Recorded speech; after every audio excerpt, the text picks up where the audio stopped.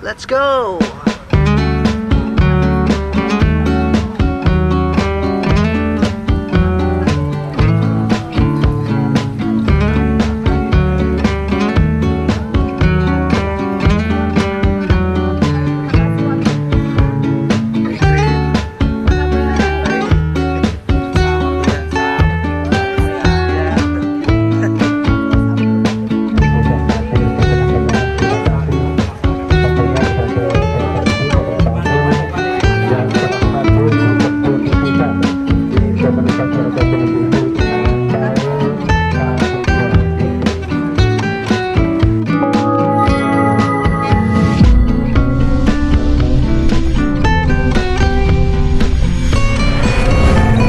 Tadi kan saya dengar Anda mengatakan bahwa tidak takut kalah di dapil neraka. Maksudnya gimana nih?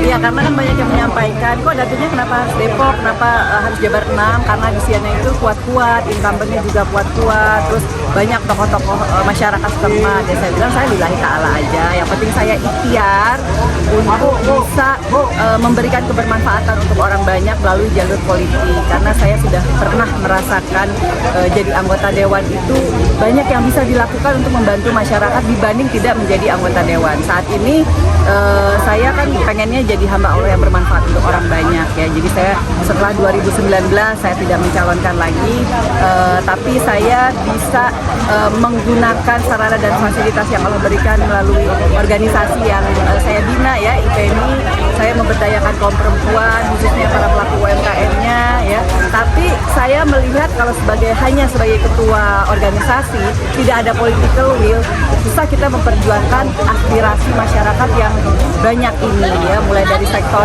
pendidikan ya, masih banyak keluhan-keluhan dari warga mengenai sistem pendidikan kita, lalu harga pokok pangan juga masih tinggi, lalu juga masalah-masalah kesehatan, bansos yang belum merata. Kalau saya hanya menjadi ketua umum misalnya sebuah organisasi, ketua umum IPMI kan tidak bisa banyak berbuat gitu, tapi insya Allah kalau saya masuk ke sebuah sistem, dalam hal ini jalur politik, tentu insya Allah saya bisa optimal memperjuangkan apa yang menjadi aspirasi masyarakat seluruh Indonesia, khususnya konstituen saya, Kota Depok dan Kota Bekasi ini. Peluru apa aja yang bisa mendongkrak suara di Depok dan Bekasi nih, Bang?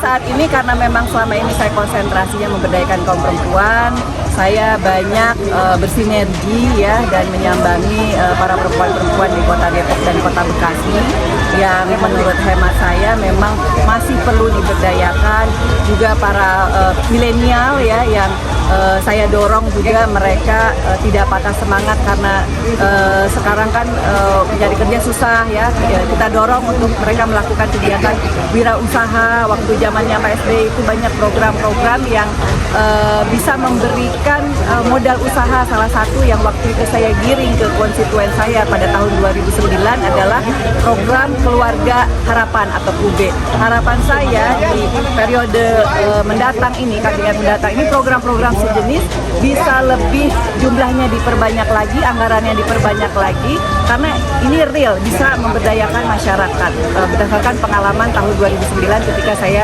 jadi anggota DPR RI melalui program-program pro rakyat yang dicanangkan oleh Bapak Presiden ini. Seberapa optimis untuk Insya Depok Allah dan kita harus Bekasi? tetap optimis, kita harus tetap positive thinking, karena biasanya apa yang kita pikirkan itu yang akan terjadi. Saya harus tenang. Iya kan banyak kan anggota dewan kalau sudah jadi katanya tadi menghilang atau apa? Ya, Bapak bisa cek kepada masyarakat kabupaten dan kota Sukabumi konstituen saya dulu apakah saya melakukan sesuatu atau saya ngilang ya. Setahu saya sih gitu ya, dalam sesadar-sadarnya saya tidak pernah menghilang ya di konstituen saya. Saya pasti berkomitmen karena satu, niatnya lillahi ta'ala, niatnya ibadah. Kalau para anggota DPR RI itu setelah jadi nggak balik lagi, tentu niatnya bukan ibadah, untuk kepentingan diri sendiri.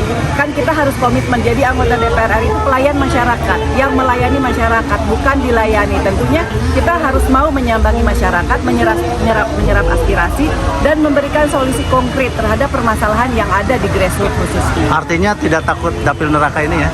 Tidak takut, karena Tuhan yang menentukan semuanya. Wabarakatuh. Warga Depok dan Bekasi, ingat ya, pisang kepok pakai terasi. Ditulisnya pakai pensil. Ya. Untuk Depok dan Bekasi, kita dukung Ibu Ingrid.